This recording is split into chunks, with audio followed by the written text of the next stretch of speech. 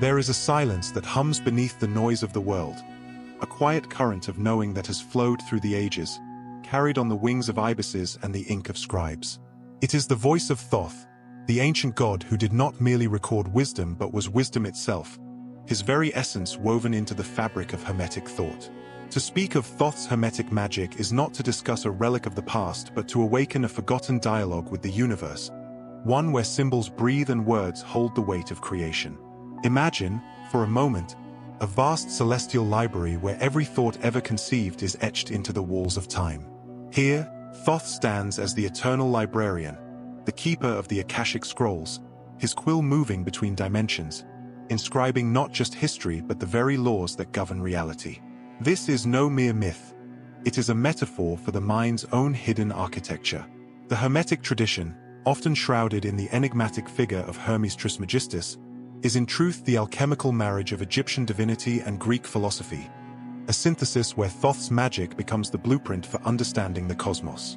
But why does this matter now? In an age drowning in information yet starved of wisdom, Thoth's legacy whispers a question. What if true knowledge is not found in accumulation but in deciphering the hidden syntax of existence? The Emerald Tablet's cryptic maxim, as above, so below, is not a poetic abstraction but a master key, one that Thoth, in his dual role as god and sage, crafted for those who dare to see beyond the veil of appearances. His magic was never about spectacle. It was about alignment, the sacred art of harmonizing the microcosm of the self with the macrocosm of the divine. To walk the path of Thoth's Hermetic magic is to step into a current where time folds. The scribe's ink becomes the blood of stars, his papyrus the skin of the universe. Every act of writing, of speaking, of thinking, is an act of conjuration, a truth the ancients knew well, and one that modern seekers are beginning to remember. The spells of the Egyptian Book of the Dead were not mere incantations but linguistic bridges between worlds, and in the same way, the Hermetic arts teach that consciousness itself is the crucible where reality is forged. Yet there is a shadow here, too, a warning etched into the temple walls. Thoth's magic demands more than intellectual curiosity. It requires initiation, a death and rebirth of the old self. To wield the pen of the divine scribe is to accept that every truth unveiled will also veil another, that every answer unravels a deeper mystery. This is the paradox at the heart of Hermeticism. The closer one draws to the light of Thoth's wisdom, the more one must confront the darkness of the unknown. So let us begin not as scholars dissecting a corpse of ancient lore, but as wayfarers stepping into a living stream. The magic of Thoth is not locked in pyramids or grimoires. It pulses in the quiet spaces between breaths, in the moment when a thought shifts from noise to meaning. It is the art of listening to the universe as it whispers back. To enter the Hermetic mysteries of Thoth is to walk into a hall of mirrors where every reflection reveals another layer of reality. The core themes of this path are not static doctrines but living currents, principles that breathe through time, adapting their form while retaining their essence.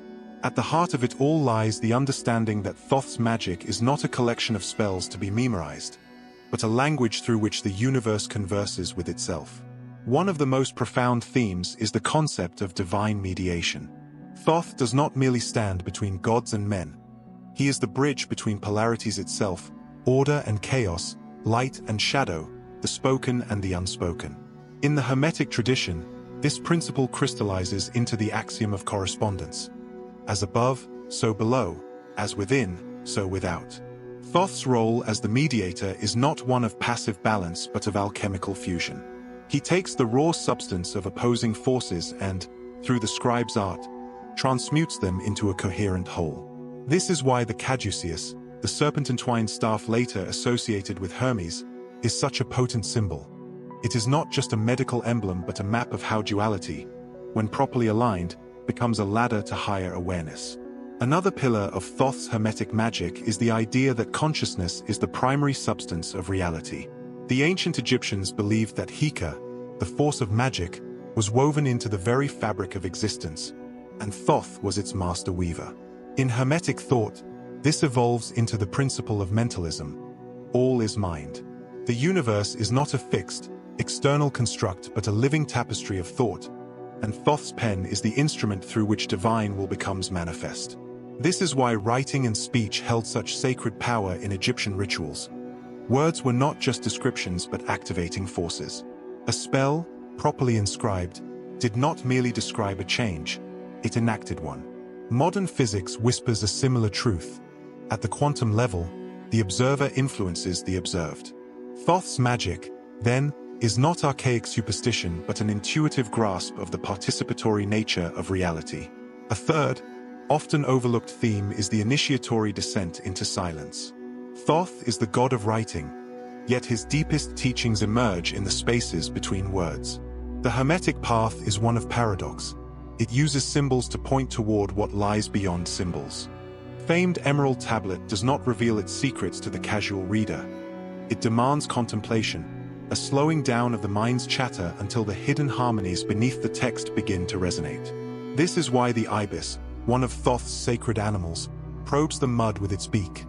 Truth is not always found in the light, but in the depths, in the places where logic falters and intuition takes over.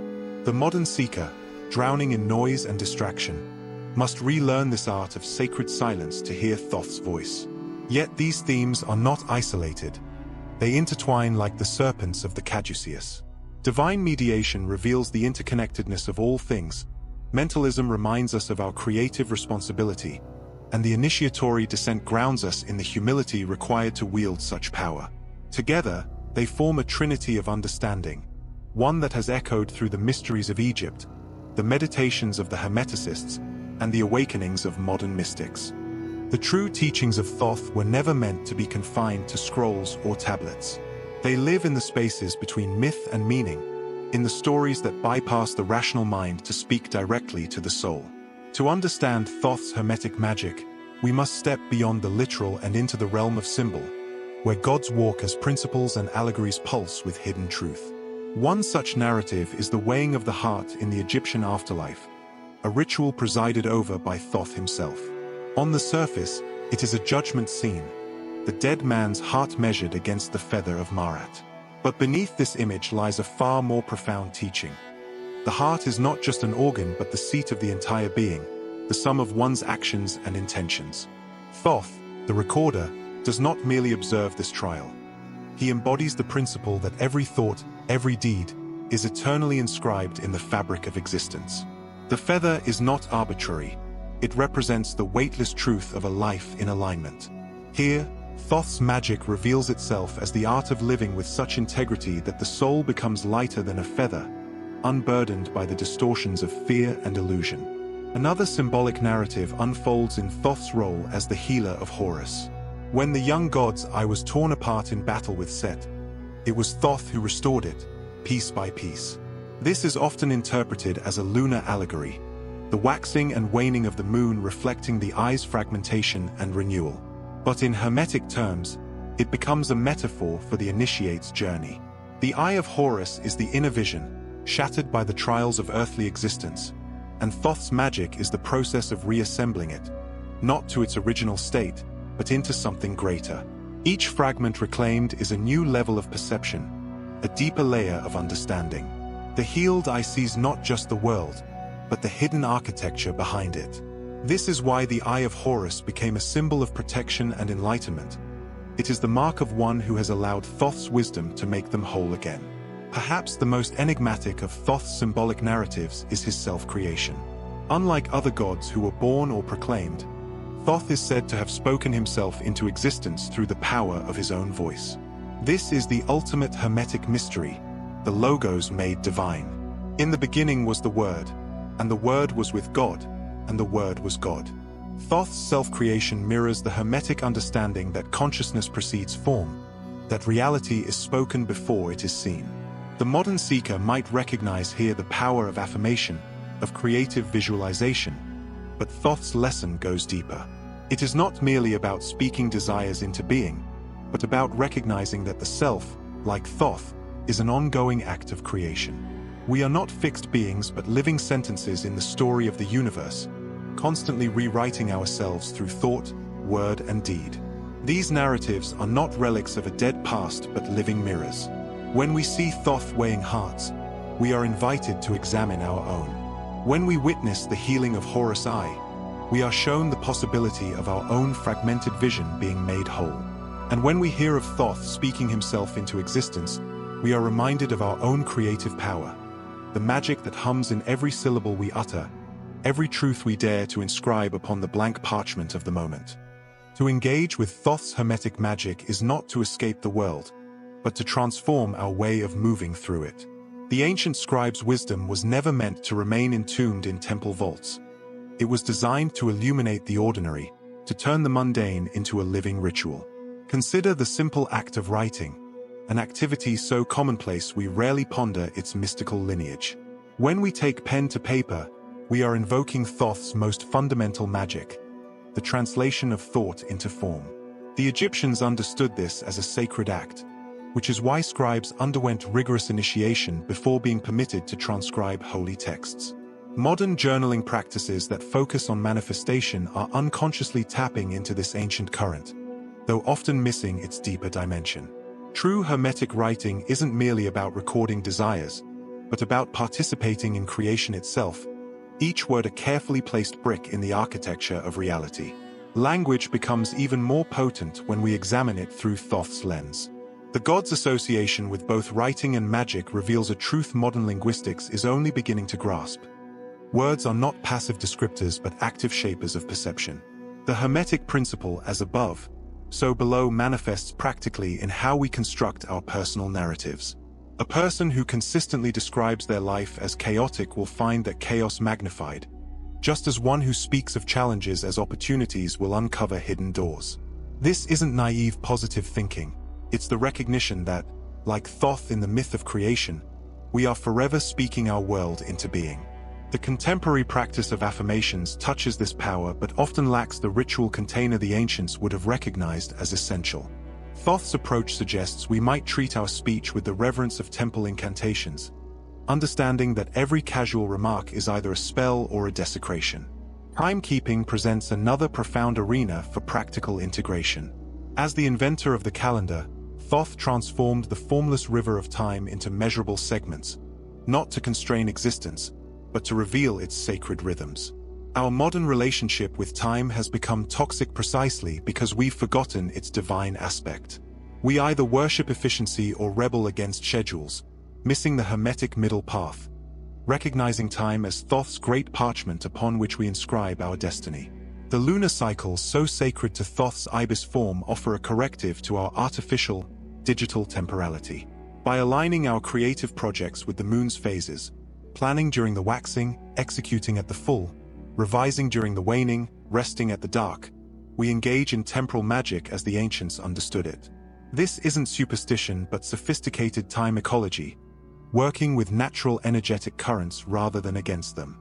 Perhaps the most urgent modern application lies in Thoth's role as mediator between opposing forces. Our polarized era screams for this wisdom. The caduceus, often mistaken for the rod of Asclepius in medical symbols, actually represents Thoth's, later Hermes, ability to hold tension between opposites until a higher synthesis emerges. Practically, this translates into the art of sacred debate, where we learn to entertain ideas without immediately adopting or rejecting them, allowing a third perspective to emerge. In relationships, it manifests as the capacity to contain conflicts without fleeing or dominating, trusting that reconciliation is alchemically possible. The psychological concept of dialectical behavior therapy unknowingly echoes this ancient principle, proving that Thoth's magic adapts itself to every age. The classroom, the courtroom, the therapist's office, the scientist's laboratory, all are modern temples where Thoth's magic waits to be recognized. Every act of teaching carries the potential to be initiation. Every legal proceeding could become a ritual of Marat. Every scientific discovery might unveil another hieroglyph in nature's grand text. The barrier isn't the secular nature of these institutions, but our failure to perceive their sacred dimensions. Thoth's greatest real-world implication is this: magic never left the world, we simply forgot how to see it. We stand now at the threshold between worlds, where the ink of Thoth's pen still glistens with fresh wisdom, where the ibis cry echoes across millennia to remind us that magic was never lost, only forgotten. This journey through Thoth's Hermetic mysteries has not been an excavation of dead gods, but a resurrection of living truth. The divine scribe's greatest lesson whispers to us now. You are both the message and the messenger, the student and the sacred text. The transformation demanded by these mysteries is not about acquiring hidden knowledge, but about remembering what your soul never forgot, that you are a conscious participant in creation's ongoing story. Consider the ancient scribes who spent years mastering hieroglyphs, understanding that each symbol contained multitudes. You are such a hieroglyph, a complex, living symbol in the universe's grand narrative. Every choice, every word, every silent thought is a stroke of the divine pen. Thoth's magic reveals that enlightenment is not some distant summit, but the daily practice of aligning your personal mythology with cosmic law. When you journal with presence, you continue the scribal tradition. When you speak with intention, you walk in Thoth's footsteps. When you hold tension between opposites in your relationships or creative work, you become the Caduceus incarnate. The call is not to worship Thoth, but to recognize his essence within your own capacity to shape reality through conscious being. The modern world suffers from a peculiar amnesia. We've forgotten that our technologies of writing, timekeeping, and communication are sacred arts in disguise. Your smartphone holds more writing magic than any ancient scribe could imagine, yet we've reduced it to a distraction device. The calendar on your wall is a direct descendant of Thoth's lunar calculations, yet we experience time as either tyrant or enemy. This is the transformational challenge, to reclaim the sacred in the ordinary, to see your daily life as the living temple where Thoth's magic still breathes. Start small, with one consciously written sentence in your morning pages, with one lunar cycle where you align your creative energy to the moon's rhythm, with one difficult conversation where you mediate between opposites like the ibis god himself. As we close this exploration, remember that Thoth's greatest gift was the understanding that all wisdom is both ancient and eternally new. The same ink that flowed in Egyptian temples now waits in your pen. The same cosmic laws that guided initiates still shape our quantum reality. You stand at the confluence of streams, one flowing from the distant past, one from the future's unrealized potential. To step into Thoth's Hermetic stream is to become a bridge between worlds, a living embodiment of as above, so below. Call is clear. Stop seeking magic and start writing it into existence with every thought, word, and deed. The universe has been waiting for you to pick up the pen.